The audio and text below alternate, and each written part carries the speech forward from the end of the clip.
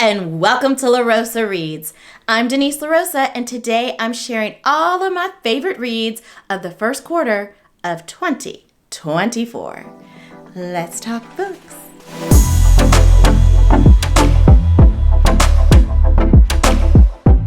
Yay! The time has come to share my favorite reads of the first quarter, and I'm doing something a little different than I have the past couple of years. The previous couple of years that I've been on BookTube, I've shared my top 5 favorites of that particular quarter.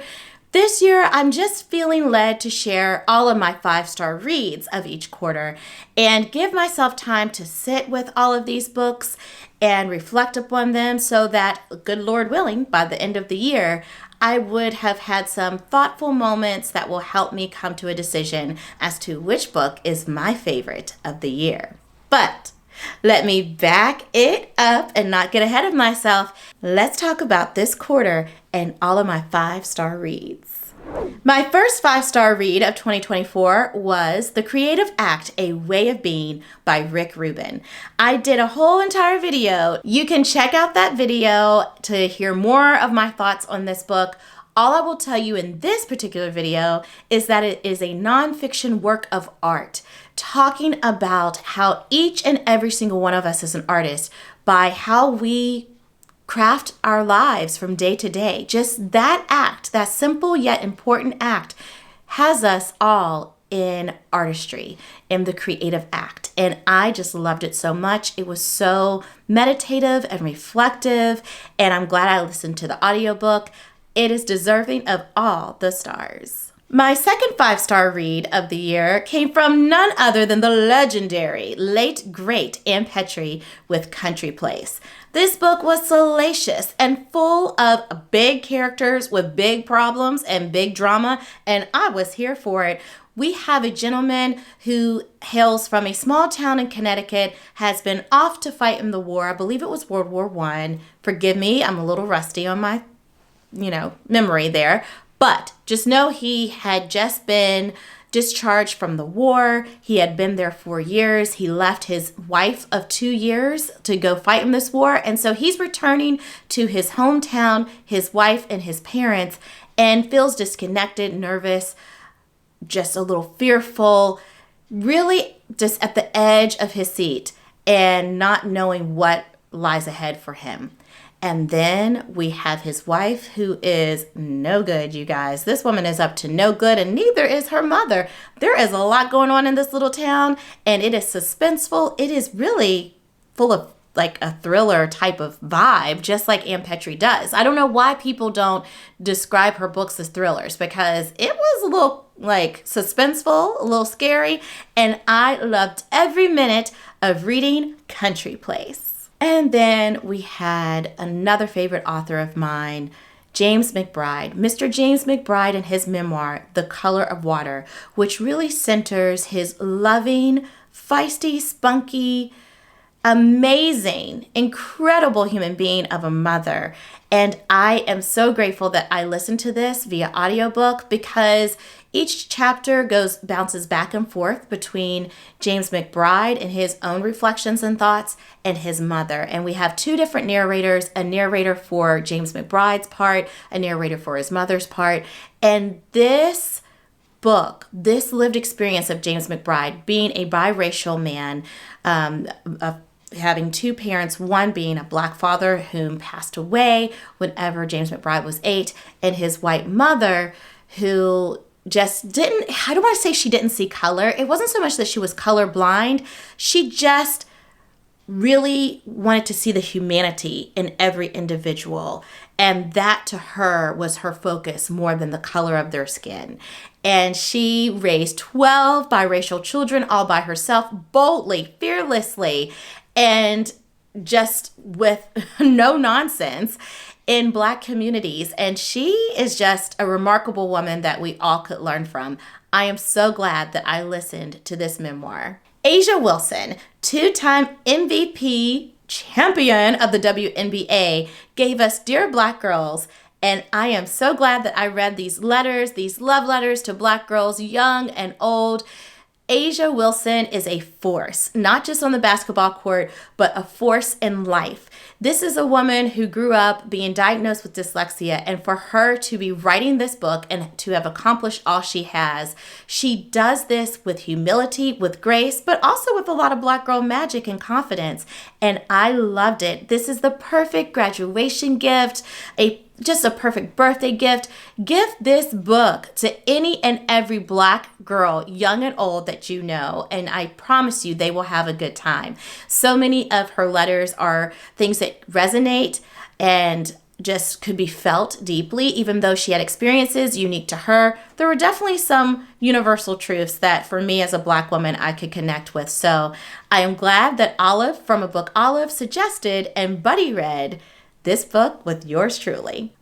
This 5-star read, African Town, just swept me away. We are talking about the transatlantic slave trade after it had become illegal to do so. This ship brought over the last people from West Africa to have been enslaved in the Americas, specifically the United States, in Alabama. And I tell you what, these narratives, it was written in verse, and the narratives of these individuals who were loosely based off of real people just touched the deepest part of my soul. It brought this experience to life, to hear about what these individuals' lives were like before, and I repeat, before enslavement, because we as a people, descendants of those who were enslaved, we know that our ancestors are more than that moment of enslavement. We know that they were kings and queens, carpenters, entrepreneurs, they had full, rich lives before. And this book just starts off with that narrative, and it just helps you to understand the depths of trauma and hatefulness that encapsulates enslavement, just the demeaning, degrading experience that these individuals had just moved the deepest part of my soul. But for them to have this experience and come out on the other side, to have 5 years of being enslaved, and to come out on the other side of that and create their own town, African Town, you talk about resilience. It made my heart swell up with pride, knowing that these are ancestor descendants of Africa that did this great work, this important work. And I am so inspired and grateful that I read African Town. The next 5-star read that I read was In Every Mirror She's Black. This was an unexpected read. I picked this book up. Well, let me back up. Olive from a book Olive picked this book up for me whenever we traveled to a library book sale together. She saw it and she said, you know what, Denise, I just am getting some Denise vibes from this book. I saw it. I thought of you. I read the synopsis and thought, okay, put it in that bag, and it was collecting dust on my shelves.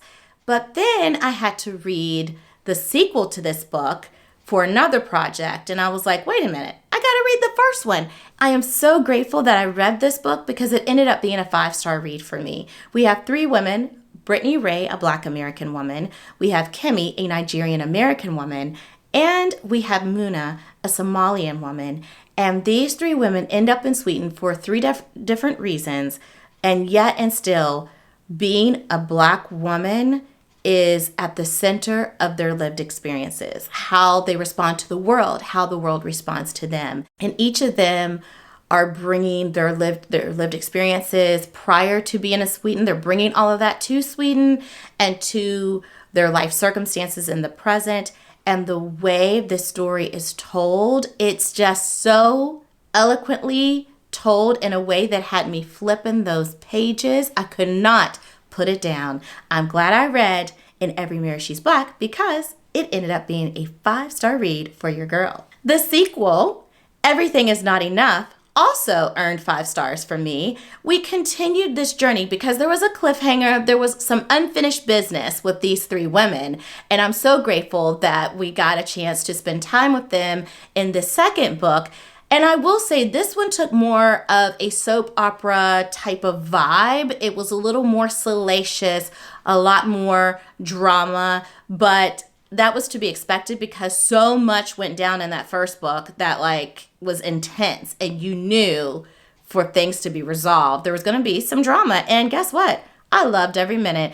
These three women are something else. And we also spent time with Yasmin, who was connected to Muna, the character that we spent time with in the first book. And I just love seeing how these characters evolved, how they grew through some of their experiences and what decisions they ultimately ended up making. It is so good.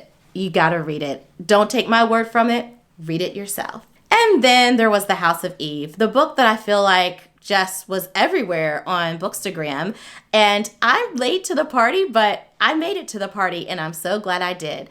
I listened to this via audiobook and I just enjoyed spending time with Eleanor and Ruby, two Black women in the 1950s.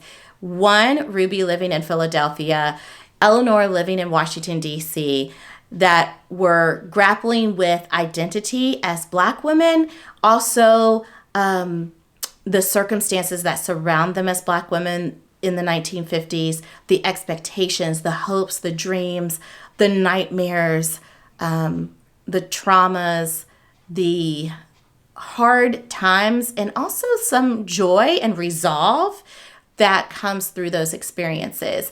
And both women indirectly end up being connected in a very powerful, powerful way.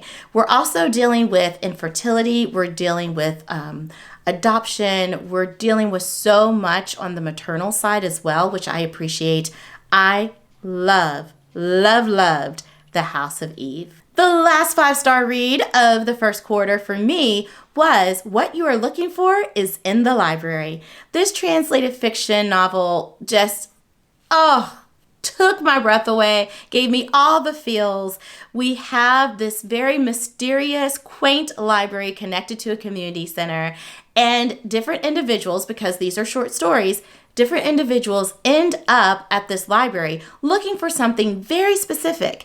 And this very curious, strange, but interesting and loving librarian ends up typing away and prints out a list of books connected to that thing that the individual's looking for. But there's always a final book on that list that just doesn't seem to make sense. It has nothing to do with what that individual asked for. And yet and still, that is always the book that the patron reads. And it ultimately brings them to a moment of profound awakening. And my goodness, it was so before the coffee gets cold kind of vibes where you start, maybe shedding a tear or two, you start smiling, you start laughing, you start taking a breath. And some of those sentences, those thoughts, those words of wisdom gave me pause. Like I had to go in my personal journal and start writing and reflecting. That, my friends, is a sign of a good book. So those are my 5-star reads of the first quarter. I'm wondering which one of those will land in my favorites of the year. But it's pretty early, so we will just tuck those away and look ahead to the second quarter. What were your favorite reads of the first quarter? Let your girl know and check out some of my other past favorites of different quarters of different years. And until next time, happy reading. Bye!